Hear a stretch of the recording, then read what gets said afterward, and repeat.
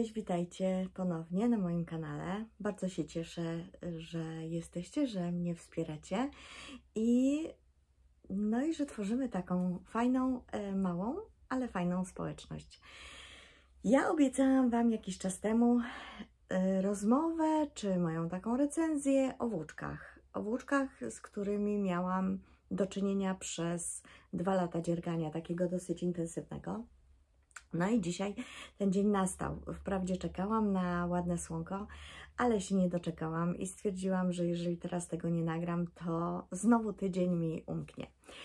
Więc tak, są dobre i złe wieści. Oczywiście, jak zwykle. Więc tak, dobra wieść jest taka, że w zasadzie nie ma złych włóczek. Według mnie nie ma złych włóczek. To wszystko zależy, do czego dana włóczka ma być użyta.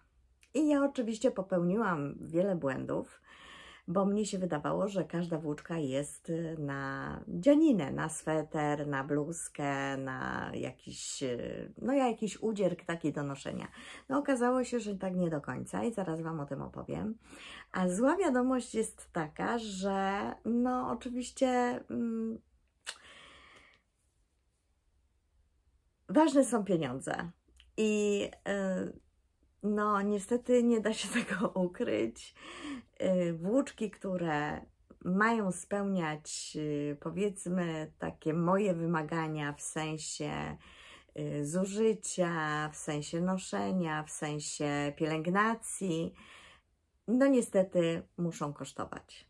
Nie ma nic tanio, ja nie mówię, że tanie nie jest dobre, bo sama używałam akryli z Polimexu i w zasadzie to nie są złe włóczki. Jeżeli na przykład mają domieszkę, wełny czy jakieś alpaki, teraz jest dużo większy wybór niż jak ja zaczynałam kupowanie włóczek z Polimexu. Nie było takiego dużego wyboru, teraz jest coraz większy wybór. I w sumie muszę się wybrać. Dzisiaj jest 9 chyba, tak, 8 listopada, piątek, więc jutro pewnie nie podjadę, ale myślę, że a może jutro podjadę do Polimexu i zobaczę, co tam jest nowego w składzie, bo włóczek nie będę kupować. Tak mi się wydaje, że nie będę kupować włóczek. Chociaż jak się jest w takim przybytku, to wiecie, to tak kusi, bardzo kusi. Ale mam plany na inne zakupy włóczkowe i myślę, że się wstrzymam. Ale tak, wracając do tematu. Ja zrobiłam kilka błędów, ponieważ bardzo chciałam już mieć włóczkę, nie chciałam czekać. Właśnie u nas jest ten problem w Polsce, że bardzo niewiele osób pewnie mieszka w mieście, gdzie jest dobrze zaopatrzony sklep pasmanteryjny, czy sklep taki typowo z włóczkami na dzianiny, do noszenia takie. I tak, jeżeli się coś zachce, to po prostu trzeba czekać, a jak się nie chce czekać, a ma się za przysłowiową miedzą Polimex, to się jedzie i kupuje. I ja tak kupiłam włóczki bawełniane, bawełna z poliestrem i to był niewypał. Faktycznie to był niewypał. I ja mam kilka udziergów z tych włóczek, czyli tak, na przykład ten sweter, który powinien iść do sprucia. Ten, który robiłam na walentynki. On naprawdę nie jest zły, ale koszt tego swetra nie jest wielki, ale muszę Wam powiedzieć, że po prostu ciężar jest dla mnie nie do przyjęcia. Ja zaraz Wam powiem o tych ciężarach. Tutaj jeszcze z tego Spago Yarn robiłam ten bliźniak. I on naprawdę jest fajny, ale to jest tak ciężkie do noszenia, że ja wiem, że są osoby, które lubią ciężkie dzianiny. Ja wiem, że są takie. Natomiast mój kręgosłup tego nie wytrzymuje. I muszę Wam powiedzieć, że ktoś by pomyślał, a tam kilo w tą. Dla mnie kilo w tą czy kilo w tą to jest duża różnica. I ja z tego Spago Yarn jeszcze zrobiłam sukienkę. tą właśnie sukienkę, tą, którą tutaj gdzieś tam też zobaczycie. A w tym roku nie byłam w niej ani raz, bo było tak upalne lato, że naprawdę nie miałam kiedy założyć. Nie było dnia takiego, żebym mogła założyć. To jest z takim wzorkiem. Fajna ta sukieneczka mi wyszła. Ja ją nazwałam Hortensja, bo wprawdzie wzór wzięłam z gazety, ale przerobiłam ją dosyć solidnie, więc miałam prawo użyć swojej nazwy.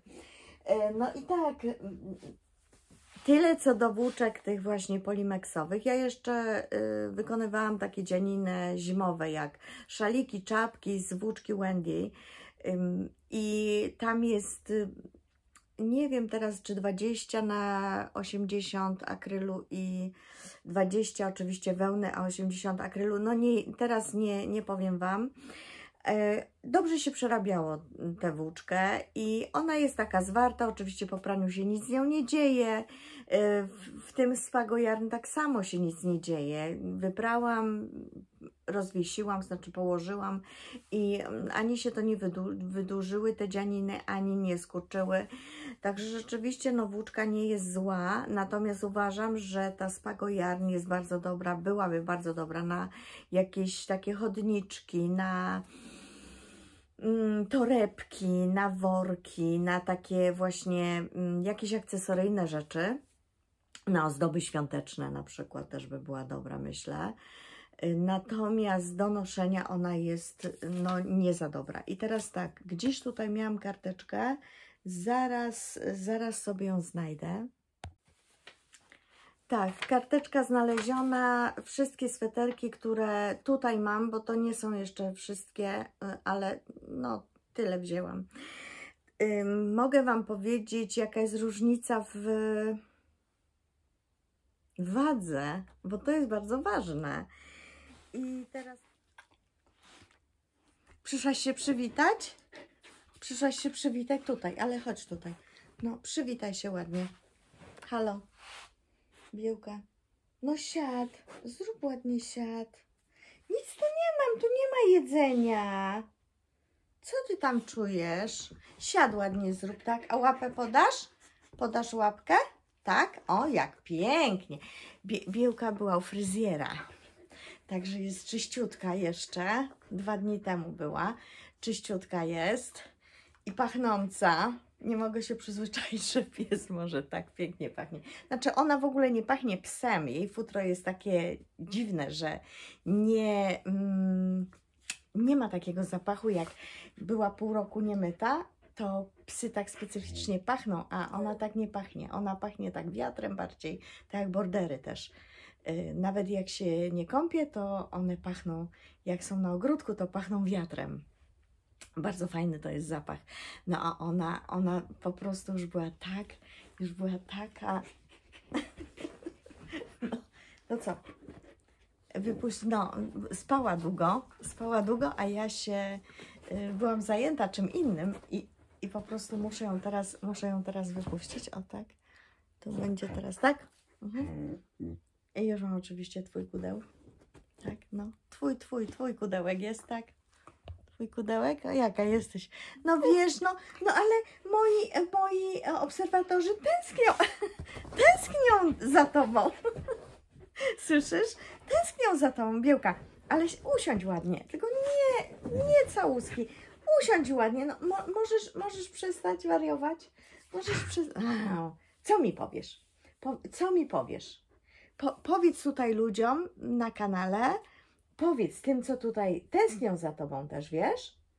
Białka, tęsknią. A myślisz, że nie tęsknią? Tęsknią. Tęsknią za takim zwariowanym psem. Nie no, będę musiała chyba przerwać, bo tak? No powiedz mi, tak? Powiedz, chciałabyś iść tak? No to dobra, przerywamy na chwilkę. I wracając do tematu, wariatka przyszła oczywiście, kudłata. Ale nie chce wyjść. Oczywiście ona nie ma zmiany czasu, więc jest po 4, czyli jest po 5 i ona już jest nerwowa i już trzeba z nią iść na spacer, bo ona ma zegarek w głowie, no jak każdy pies. Ale tak, wracając do tematu, no na przykład ten bliźniak, on waży, spisałam sobie 1360 gram, to jest, wiecie, to jest kilo, prawie kilo 40. I sama ta góra waży 400 gram, więc 950 gram, prawie kilo waży ten sweter. To jest naprawdę dużo do takiego noszenia. I kompletnie to nie jest trafiona włóczka. Tak samo ta sukienka niebieska, ona waży, wprawdzie ona ma ażur i nie waży tak dużo jak sukienki, ale nie ma też rękawów, więc no waży 640, czyli prawie 650 gram. No to też jest sporo. A ten sweterek, ten właśnie z tym serduszkiem, waży 740. To jest naprawdę udzierk bardzo ciężki jak dla mnie, bardzo ciężki. Dlatego stwierdziłam, że już koniec z kupowaniem tak na... no jak to się mówi, poradźcie mi, na... no nie na emergency, tylko tak, no na łapu-capu, bo się chce, nie ma czegoś takiego, już nie kupuję tak włóczek, staram się przynajmniej nie kupować. No jeszcze tak dla porównania mogę Wam powiedzieć, że ta tunika z Dropsa, to jest z włóczki Bell, ona waży 540 gram, powinna ważyć 550, ja zrobiłam za krótkie rękawy. No, także ta tunika, ona się bardzo dobrze nosi, ale tutaj też jest ten ściek francuski, czyli same oczka prawe, większe, w połowie swetra. I on jest taki lżejszy, się wydaje, nie jest taki toporny, tak jak te swetry, to one są takie siermiężne, takie toporne bardzo. No na przykład ten pół waży 400, ten waży 418 i to też jest ciężki udzierk. Jak na taki sweterek, moim zdaniem to też jest w ogóle, mówiłam, że on pójdzie do sprucia, bo ta alpaka, ja ją przerabiałam razem z wiskozą i z bawełną i ona wygląda jakby, ten sweter wygląda jakby był sfilcowany, tak jak dla mnie. Tutaj tego nie widać, no i w ogóle ciemno jest, ale tak w rzeczywistości on ma taki meszek i tak wygląda troszeczkę, a może ja przesadzam, może przesadzam. Ale ten chyba pójdzie do sprucia, nie wiem, po nowym roku. No i tak, dla takiego jeszcze porównania, tutaj mam jeszcze tak, no cytrynka waży 367, czyli ten lemonowy, ja to nazwałam sorbet. I to jest Shetland z moherem. No ale tutaj to już nie ma o czym mówić, no bo Shetland swoje waży, ale moherek jest leciutki, także no rzeczywiście 370, niecałe 370 gram. No to można sobie chodzić w takich sweterkach, prawda? I jeszcze mam na przykład tak, co ja tu jeszcze mam? A ja nawet nie wiem. A ten raglanik biały mój przedpotopowy, no dobrze, może to tak zrobię. O, ten waży 320, a to jest bawełna. To jest bawełna. I no i widzicie, no zupełnie inaczej, jakaś może cieńsza była niż ten Spago. Ten Spago jest, no... Ja się cieszyłam, bo tam jest dużo kolorów i w ogóle, chociaż to farbowanie też ja w którymś filmie pokazywałam, poszłam dokupić za tydzień i okazało się, że ten sam kolor, to samo farbowanie, a zupełnie, znaczy kolor ten sam, farbowanie to z tej partii, a kolor był kompletnie odjechany, także zupełnie nie przypominał nawet tego, właśnie tego brązu, tego tutaj, o. To taki taupę, ale nie przypominał w ogóle tego koloru. Także no z tymi tureckimi włóczkami to też różnie bywa, chociaż wydawałoby się, że Turcy jednak no przez to, że i dywany są wełniane i w ogóle, no to tak mi się wydawało, że te włóczki będą mieć ok, no a może mają, tylko Polimex nie ma, no to też może taka ewentualność być. No i w ogóle muszę Wam powiedzieć, no o tej bluzeczce już ostatnio mówiłam, ona waży niecałe 400 gram. Także tutaj to w ogóle to jest, no fajnie się w ogóle to nosi. Ale muszę Wam powiedzieć o jednej jeszcze rzeczy. Ja kilka razy wspominałam o tej sukience, ale jej jeszcze nie pokazywałam. Pokazywałam ją na Instagramie. Mój pierwszy taki udzierg z takiej włóczki, bo ja wcześniej dziergałam nie przynosiłam tego, część już sprułam, z polimexowego akrylu po prostu. Też z tureckiej Alize, czy jakiejś tam innej. No i z tej Wendy też trochę zrobiłam, tej mieszanki, co wspominałam przed chwileczką, akryl z wełną, ale taki naprawdę udzierg pierwszy, który naprawdę mnie dużo kosztował pieniędzy, zainwestowałam, to był pierwsza moja sukienka, to była sukienka marynarska, ja za tą włóczkę dałam ponad 500 zł. To jest bawełna z czymś chyba, nie 100% bawełny, ale to jest taka bawełna, to jest ta sukienka, o której ja wspominałam, też z gazety. I to jest, nawet miałam gdzieś tę gazetę, no jak znajdę, to Wam pokażę. I to jest sukienka, z której ja jestem szalenie zadowolona. Nie jestem zadowolona tutaj z tego włoskiego wykończenia, bo było napisane, że 2 rzędy trzeba przerobić mniejszymi drutami, a potem dopiero to właśnie ściągać te oczka i to był błąd, bo ten kołnierzyk mi się nie za bardzo układa i jeszcze oczywiście 2 lata temu zrobiłam, nie ma guzików, no bo nie mogę nigdzie znaleźć, znaczy no nie szukałam aż tak bardzo, ale nie, tutaj sobie wymyśliłam guziki oczywiście z kotwicą, więc no wiecie, no już musi być tak, jak sobie wymyśliłam. Więc jak znajdę takie guziki, to jeszcze, ale to na pewno spróję ten kołnierz w tą zimę. Tak sobie obiecałam, że spróję, bo sukienka jest super, ona mi się zablokowała, znaczy ja ją zmoczyłam i zablokowałam na sobie, jak szłam w taki ulewny deszcz, właściwie w burzę w Sopocie z mola wracaliśmy do syna, do mieszkania i ta sukienka mi się tak wyciągnęła, że ja miałam tak do połowy, bo ona jest tak za kolano, troszeczkę może tak do pół kolana i tak tył miałam normalny, a przód miałam prawie do kostek. Jak ja przyszłam do tego mieszkania, to ja pomyślałam sobie, że nie ma szans, żeby ta sukienka po prostu wróciła do swoich rozmiarów. Że to już stracona kasa, w ogóle wiecie, no popadłam w taką czarną rozpacz, można powiedzieć, trochę w cudzysłowie.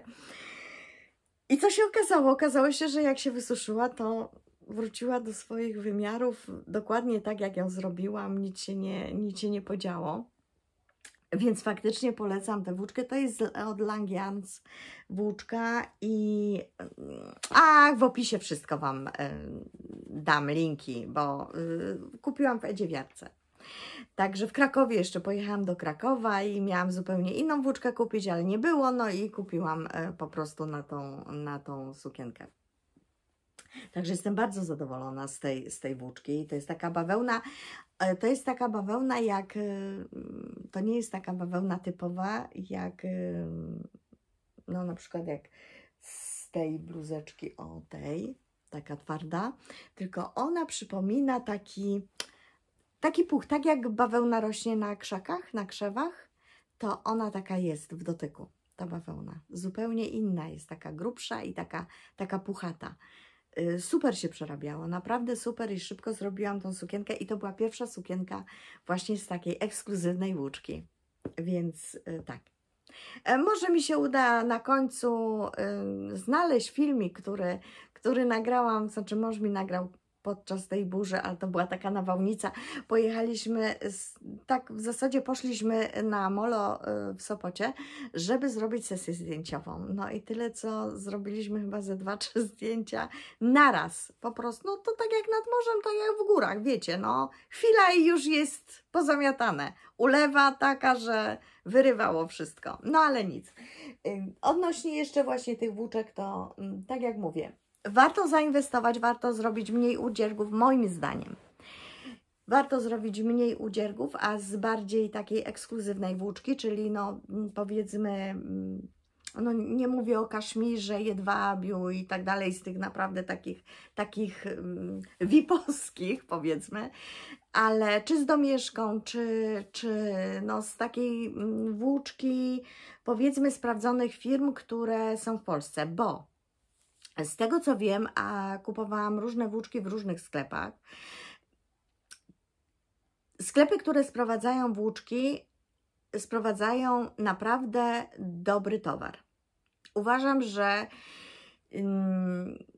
każdą jedną włóczkę, którą kupiłam, obojętnie w jakim sklepie, nie będę tutaj wymieniać, bo wiecie, że tych sklepów jest trochę, a nie chcę kogoś pominąć. Wszystkie sklepy są dosyć dobrze zaopatrzone i rzeczywiście warto zainwestować w te sprawdzone włóczki, bo no słuchajcie, taka osoba, która prowadzi taką działalność, na pewno nie zrobiłaby czegoś takiego, że sprowadzałaby towar powiedzmy marnej jakości. No bo wiadomo, że każda z nas ma dosyć spore wymagania i oczekuje dobrego surowca, dobrego towaru. Więc ja polecam zarówno włóczki włoskie, angielskie, francuskie, norweskie, te skandynawskie wszystkie, one są niemieckie, one są naprawdę szwajcarskie, bardzo dobre włóczki, bardzo dobrej jakości. No i tak, oczywiście ja również kupuję powiedzmy tańsze włóczki, ale w grupie tej facebookowej i tak sobie kupiłam właśnie tą włóczkę na, oj, ja dzisiaj to tutaj taką gimnastykę robię tymi łapkami moimi, właśnie na ten cytrynowy sorbet, czyli na Trio Calypso od Dziergam na wsi od Oli. I kupiłam jeszcze u pani Ksenii taką włóczkę christmasową, to znaczy świąteczną. Ona jest oczywiście różna w różnych motkach. Kupiłam tych motków sporo. Ona się różni, ja przewinęłam, to farbowanie jest różne i w związku z tym, że jest różne, to oczywiście mam kłopot, bo no teraz chcę Wam pokazać, co u mnie jest na drutach. Bo ja sobie, wiecie, że wymyśliłam sobie wreszcie sweterek własnoręcznie zrobione, bo ja mam kilka swetrów takich z sieciówek świątecznych, bo bardzo lubię świąteczne swetry. W ogóle no, lubię obchodzić święta, no i tyle w temacie. I taki sweterek sobie chciałam zrobić, ale pomyślałam, że skoro kupiłam tą świąteczną włóczkę, bo tutaj była taka beżowa z Ecri, beżowy dół, taki beżowy, a Ecri góra. I te reniferki też Ecri. Ale ja sobie pomyślałam, że ja chcę mieć taki christmasowy sweterek. W związku z tym, no spadły mi tu oczka. W związku z tym zaczęłam robić i już kończę. No jeszcze mam tylko ten karczek zrobić od góry. I robię ten sweterek z tej włóczki właśnie takiej czerwono-zielono-białej. No ona, o może tak. O tak będzie lepiej. No nie za bardzo widać te kolory, no bo jest ciemno. No, ten zygzak też za bardzo nie widać, bo ta włóczka jest dosyć jasna. Ale coś się tam dzieje. No renifery będzie widać. On jest taki rozszerzany tutaj. No taki zupełnie inny krój. No zobaczymy. Mam nadzieję, że zdążę. Robi się to dosyć szybko, ale tak. Widzicie, ja mam pełen koszyk włóczek, bo ja to robię z tej włóczki od pani Ksenii, tej skarpetkowej. To jest włóczka skarpetkowa akurat, czyli merino z poliamidem. ale do każdego dodaję alpakę z Edziewiarki. To jest 100% alpaka w takich konach, no, na cewkach nawiniętych. I tutaj alpaki jest 500 metrów w 100 gramach. Ja nie chciałam przewijać na jeden motek, bo nie wiedziałam, ile mi wyjdzie. No i jeszcze taką też od Langians chyba. Zaraz poszukam tutaj etykiety, bo miałam etykietę. Zaraz Wam powiem, ale tak mi się wydaje, że ta skarpetkowa była od Langians biała. Żeby już go, no zgubiłam oczywiście, bo ja wszystko gubię ostatnio. Wszystko gubię. Tak, znalazłam. O, wyciągałam, wkładałam, no. Jawol. Super wash od Langians. To jest ta biała. Taka. No bo też musiałam dodać po prostu taką w miarę podobną włóczkę. No i tak sobie dziergam ten sweterek. Także bardzo, bardzo się cieszę, już się nie mogę doczekać. Na czwórkach to idzie dobrze, no ale mam 4 nitki do przekładania co chwilę i no ten żakard to tak czasochłonne po prostu. Trzeba to ciągle przekładać, żeby się nie zaplątało, żeby się supełki nie zrobiły. No i jeszcze oczywiście powiem Wam, bo zrobiłam taką ankietę na Instagramie i początkowo miałam to właśnie z białą łączyć alpaką, ale później pomyślałam, że to będzie za mdłe i połączę to z taką niebieską, z taką wiśniową. I kupiłam jeszcze taką wiśniową. Prześliczny jest ten kolor. No tutaj troszeczkę się tak odbija, ale i jest jaśniejszy. On jest w rzeczywistości taki jak z tej strony, taki dosyć ciemny. Ładny jest ten kolor. Właściwie on jest napisany, kolor to ciemny czerwony, kolor 37. I zrobiłam próbkę. Oczywiście nabrałam oczka już na cały sweter, bo ja próbkę też zrobiłam, ale pomyślałam sobie, nie, zobaczę jak to będzie w swetrze wyglądać.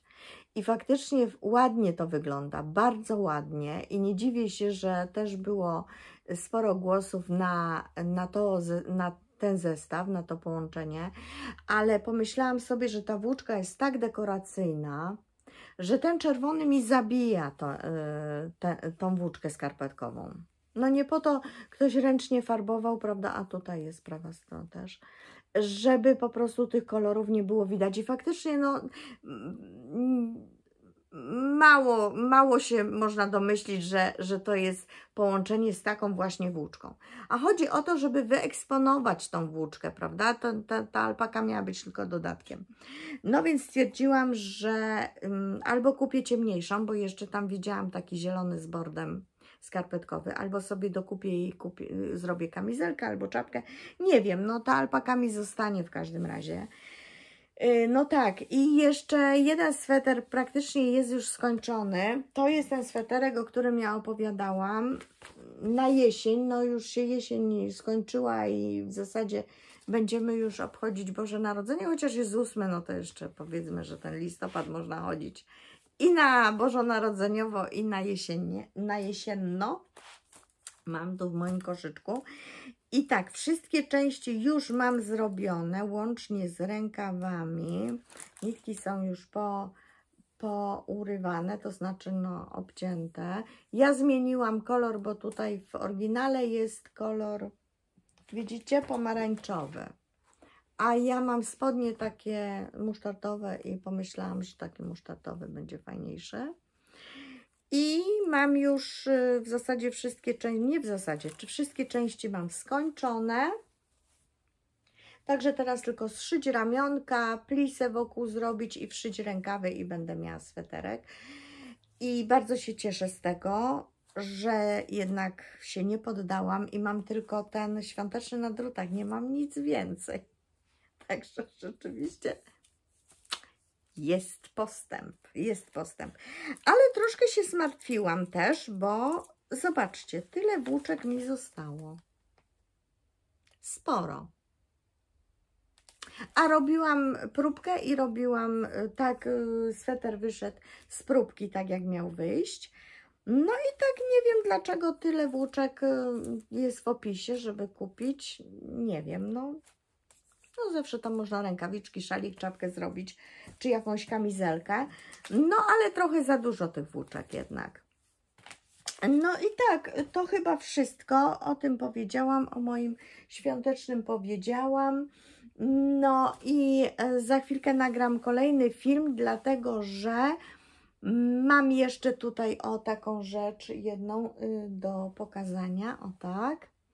Ale o tym będzie kolejny, następny film, bo no zrobiłam coś fajnego. No.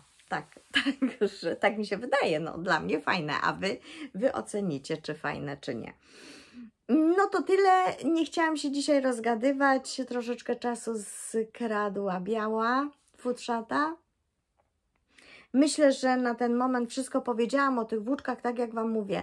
Oczywiście jest to moja i tylko moja subiektywna opinia odnośnie tych włóczek, ale z tego, co widziałam, dotykałam i przerabiałam. Z Dropsa również przerabiałam, ale o tym też opowiem później, bo jeszcze Concordię mam zaległą od Splotki, czyli Eweliny Wójcik. Więc no tak, z Dropsa też już miałam okazję testować włóczki różne. I powiem tak, Drops jest bardzo konkurencyjną firmą, z tego co wiem, na naszym rynku tutaj. Nie są złe te włóczki, dobrze się je przerabia, trzymają formę po zmoczeniu i zablokowaniu, więc ja też nie mogę narzekać, aczkolwiek też robiłam wszystko z moherem, jak na ten moment. Nie wiem jak inne włókna tej firmy, no ale czas pokaże, pewnie będę kupować co jakiś czas, coś sobie kupię też z Dropsa, żeby ewentualnie no zobaczyć jakąś alternatywę dla tych włóczek droższych, bo no nie czarujmy się, włóczki te włoskie, czy francuskie, norweskie są dużo chyba droższe, no może nie dużo, ale parę złotych są droższe od tych włóczek dropsowych. Ale na przykład, jeżeli chodzi o moher, i tu muszę powiedzieć jeszcze raz, moher od Time to Knit z Musy jest naprawdę moherem najdelikatniejszym, jaki ja mogłam przerabiać. Uważam, że nawet jest delikatniejszy, tak mi się wydaje, że jest delikatniejszy od Pasquali, ale o tym jeszcze opowiem później, jak skończę sweter z Pasquali, bo też robię sweter z Pasquali, z moheru i tylko z moheru, więc no będę miała porównanie. Ale to taka zajawka, nie wiem kiedy skończę, mam nadzieję do świąt skończyć, ale czy mi się uda, to jest wielka niewiadoma u mnie naprawdę zawsze. Tak, więc no tyle, to co myślę, że oczywiście tematu nie wyczerpałam, bo to jest obszerny temat i pewnie ile osób dziergających, ile osób korzystających z różnych włóczek, tyle będzie opinii. Myślę, że można sugerować się tym, że jednak osoby, które korzystają z tych włóczek, powiedzmy droższych, wracają do tych włóczek, wracają do tych sklepów, wracają do włóczek. Każdy ma może jakiś taki asortyment swoich ulubionych. No ja mam, jak wiecie, ale no tak jak wspomniałam wcześniej, moim zdaniem lepiej zrobić mniej udziergów, a zainwestować w włóczkę taką, powiedzmy, która nie będzie sprawiała kłopotów i która spełni nasze oczekiwania. O właśnie, spełni nasze oczekiwania, dlatego że no być może ja nie mam też, znaczy no nie być może, na pewno nie mam takiej wiedzy, jeżeli chodzi o włóczki dropsowe, ale być może ktoś ma oczekiwania takie, że włóczki dropsowe wystarczą na jego udziergi. I to też jest w porządku, więc ja... Aha, bo jeszcze na koniec chciałam coś powiedzieć. Kiedyś przeczytałam taki komentarz i teraz nie wiem, czy to było u mnie, czy na innym blogu, nie pamiętam. W każdym razie ktoś napisał, że boi się, że jest strach powiedzieć, że się robi z włóczek dropsowych. No co za absurd w ogóle. Dla mnie jest to tak, no absurdalne. Bo przecież jeżeli mnie się podoba, albo nie mam na przykład funduszy na włóczki naprawdę drogie, czy droższe, to dlaczego ja mam sobie odmawiać? I mam w zasięgu ręki, są naprawdę sklepy, które świetnie prosperują, świetnie, szybko wysyłają te włóczki, naprawdę są godne polecenia, mają duży asortyment tych włóczek. Dlaczego sobie nie kupić włóczek z dropsa i nie zrobić? No przecież ludzie, trochę rozsądku. Ja nie rozumiem, dlaczego ktoś ma się obruszać czy wstydzić, że robi z włóczek z dropsa. No przecież to jest dla mnie kompletny absurd, kompletny. Więc ja uważam, że jeżeli komuś pasuje akryl, niech robi z akrylu. No już nie dajmy się zwariować. Poza tym akryl też jest w niektórych momentach, powiedzmy, jeżeli ktoś nie ma czasu na takie delikatne obchodzenie się ździaniną, wrzuci do pralki, wypierze na 30 stopni program tam delikatny, czy wełna, jaki tam ma, i też się może cieszyć z udziergiem, któremu się nic nie stanie. No więc trochę takiego zdrowego podejścia, zdrowego rozsądku, logiki, patrzenia w portfel, patrzenia jakie mamy zasoby pieniężne no i w ogóle, no jeżeli ktoś się uczy, to też trudno od razu inwestować w jakiś kaszmir czy tego typu włóczkę, więc dobra, nagadałam się. Wiecie, o co chodzi na pewno. Macie ochotę, stać Was na to, kupujcie włóczki, wspomagajcie ten bardzo często mały rodzinny interes, który sprowadza te włóczki. Osoby, które sprowadzają te włóczki dla nas. Nie macie funduszy, inwestujcie w tańsze włókna i cieszcie się po prostu z samego dziania, z samych udziergów, z samego tego, właśnie tego czasu, który poświęcacie tylko i wyłącznie dla siebie. To jest dla Was czas. I to jest najważniejsze w tym wszystkim. Ja szyłam patchworki, to ten czas, który poświęcałam na szycie tych narzut, czy poduszek, czegokolwiek, to był czas dla mnie.